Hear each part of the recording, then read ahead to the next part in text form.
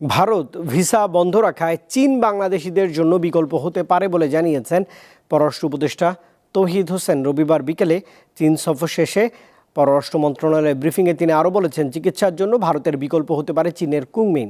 সেখানে চিকিৎসা খরচ ও যাতায়াতের খরচ তুলনামূলক কম। এক্ষেত্রে চীনকে ভিসা ফি কমানোর কথা বলা হয়েছে। পররাষ্ট্র উপদেষ্টা জানান, বাংলাদেশে একটি বড় হাসপাতাল করে দিতে রাজি হয়েছে চীন। সেটির স্থান নির্বাচনের নিয়েও কথাবার্তা চলছে। এছাড়াও চীনের সঙ্গে আলোচনায় ঋণের সুদ হার কমানো এবং পরিশোধের সময়সীমা বাড়ানোর বিষয়ে আলোচনা হয়েছে বলেও জানিয়েছেন পররাষ্ট্র উপদেষ্টা। একটি হসপিটাল তারা তো করে দিতে আমাদেরকে রাজি হয়েছে, বড় হসপিটাল, সেটার স্থান নির্বাচন নিয়ে কথাবার্তা চলছে। আমি বলেছি যে আমরা আমাদের হাতে সুন্দর জায়গা আছে হচ্ছে পূর্বাচলে, এবং পূর্বাচলে অনেক প্রতিষ্ঠান চলে যাচ্ছে এখন ইতিমধ্যেই, কাজে সেখানে আমরা তাদেরকে স্থান দিয়ে দেবো, এটা বলেছি। আমি এটা খুব শিগগিরই এই পূর্বাচলের মালিক যে মন্ত্রণালয় তাদের সাথে যোগাযোগ করবো।